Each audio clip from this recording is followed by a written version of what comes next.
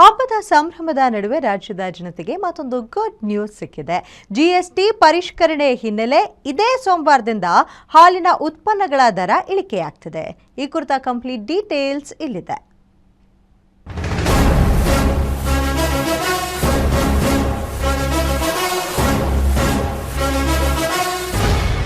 GST ಪರಿಷ್ಕರಣೆ ರಾಜ್ಯದ ಜನರಿಗೆ ಕೆಎಂಎಫ್ ಗುಡ್ ನ್ಯೂಸ್.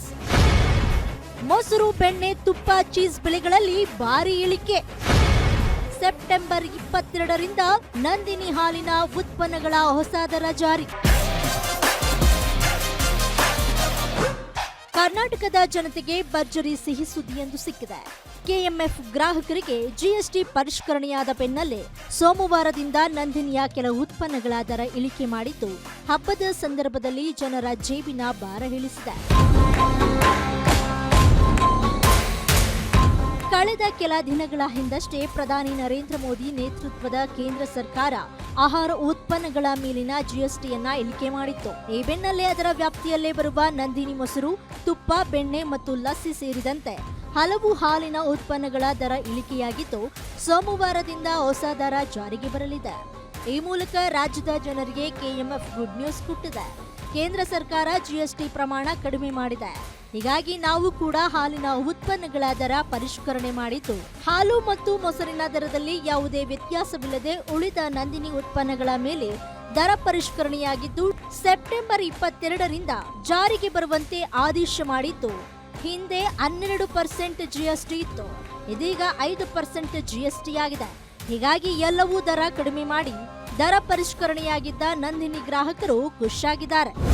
ಈಗ ಕೇಂದ್ರ ವಿತ್ತ ಸಚಿವಾಲಯ ಏನು GSTಯನ್ನು ಪರಿಷ್ಕರಣೆ ಮಾಡಿ ಆದೇಶ ಹೊರಡಿಸಿದೆ, ಅದಕ್ಕನುಗುಣವಾಗಿ ನಮ್ಮ ಕರ್ನಾಟಕ ಹಾಲು ಮಹಾಮಂಡಳನು ಕೂಡ ಹಾಲು ಮತ್ತು ಹಾಲಿನ ಉತ್ಪನ್ನಗಳ ದರದಲ್ಲಿ GST ಏನು ಪರಿಷ್ಕರಣೆ ಆಗಿದೆ ಅದಕ್ಕೆ ಪೂರಕವಾಗಿ ನಾವು ಕೂಡ ಪರಿಷ್ಕರಣೆ ಮಾಡಿದ್ದೀವಿ. ಮೊದಲಿಗೆ ನಿಮಗೆ ಎಲ್ಲ ಗ್ರಾಹಕರಿಗೆ ಮತ್ತು ಎಲ್ಲ ಮಾರಾಟಗಾರರಿಗೆ ಮಾಹಿತಿ ಕೊಡೋದೇನಂತಂದರೆ, ಕರ್ನಾಟಕ ಹಾಲು ಮಹಾಮಂಡಳ ಏನು ಹಾಲು ಮಾರಾಟ ಮಾಡ್ತಾ ಇದ್ದೀವಿ ಅದರಲ್ಲಿ ಯಾವುದೇ GST ಇಲ್ಲ. ಹಾಗಾಗಿ ಹಾಲಿನ ದರನೂ ಕೂಡ ಯಥಾಸ್ಥಿತಿ ಮುಂದುವರಿಯುತ್ತೆ. ಮತ್ತು ಮೊಸರು ಕೂಡ ಈಗ ಹಾಲಿ ಏನು ದರ ಇದೆ ಅದೇ ರೀತಿ ಮುಂದುವರಿಯುತ್ತೆ. ಯಾಕೆಂದರೆ GST 5% ಇದೆ, ಅದು ಹೆಚ್ಚು ಆಗಿಲ್ಲ ಕಡಿಮೆನೂ ಆಗಿಲ್ಲದೆ ಇರೋದ್ರಿಂದ ನಾವು ಯಥಾಸ್ಥಿತಿ ಮೊಸರು ಅದೇ ರೀತಿ ಮುಂದುವರಿಯುತ್ತೆ. ಹಾಲು ಮತ್ತು ಮೊಸರಿನ ದರಗಳಲ್ಲಿ ಯಾವುದೇ ವ್ಯತ್ಯಾಸಗಳು ಅಥವಾ ಪರಿಷ್ಕರಣೆ ಇಲ್ಲ.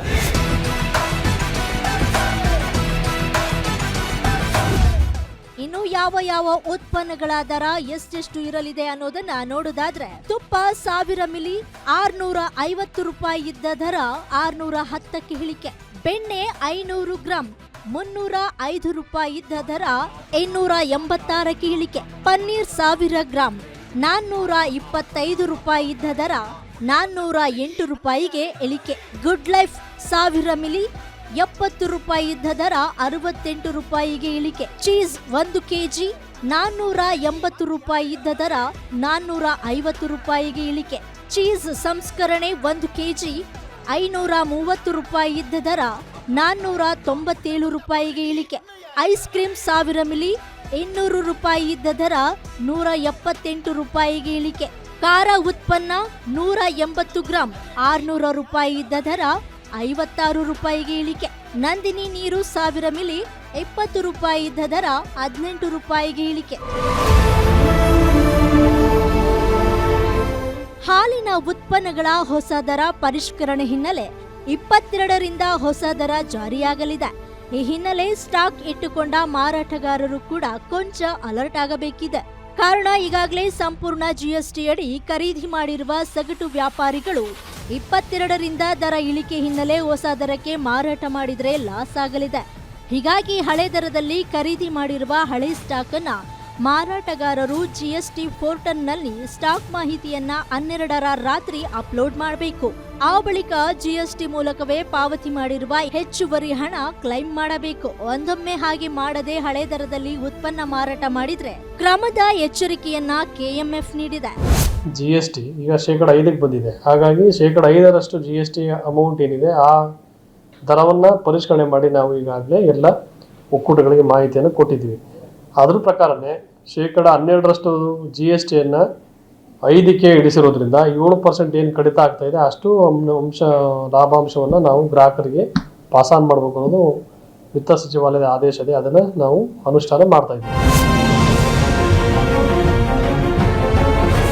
ಒಟ್ಟಿನಲ್ಲಿ ನಂದಿನಿ ಉತ್ಪನ್ನಗಳ ಮೇಲೆ ದರವನ್ನ ಇಳಿಕೆ ಮಾಡಲಿಕ್ಕೆ ಈಗಾಗಲೇ ಕೆಎಂಎಫ್ ಸೂಚನೆಯನ್ನ ಕೂಡ ನೀಡಿದೆ. ಅದರ ಜೊತೆಗೆ 22ನೇ ತಾರೀಕಿನಿಂದಾಗಿ ಹೊಸ ದರದ ಪರಿಷ್ಕರಣೆಯನ್ನ ಮಾಡಲಿಕ್ಕೆ ಕೂಡ ಸಿದ್ಧತೆಯನ್ನ ನಡೆಸಿರುವಂಥದ್ದು. ಇದರಿಂದಾಗಿ ಗ್ರಾಹಕರಿಗೆ ಮತ್ತೆ ದಿನನಿತ್ಯ ನಂದಿನಿಯ ಉತ್ಪನ್ನಗಳನ್ನ ಬಳಸುವಂಥವರಿಗೆ ಬಹಳ ಖುಷಿಯಾಗಿದ್ರೆ, ಮತ್ತೊಂದು ಕಡೆಯಲ್ಲಿ GSTಯ ಈ ಒಂದು ಇಳಿಕೆಯಿಂದಾಗಿ ಮತ್ತಷ್ಟು ವ್ಯಾಪಾರವಾಗುವಂತಹ, ಮತ್ತಷ್ಟು ಆದಾಯ ಗಳಿಸುವಂತಹ ಉತ್ತೇಜನದಲ್ಲಿ ಕೆಎಂಎಫ್ ಇರುವಂಥದ್ದು. ಕ್ಯಾಮ್ರಾ ಪರ್ಸನ್ ಮಹೇಶ್ ಜೊತೆಗೆ ಚರಣ್, ಗ್ಯಾರಂಟಿ ನ್ಯೂಸ್, ಬೆಂಗಳೂರು.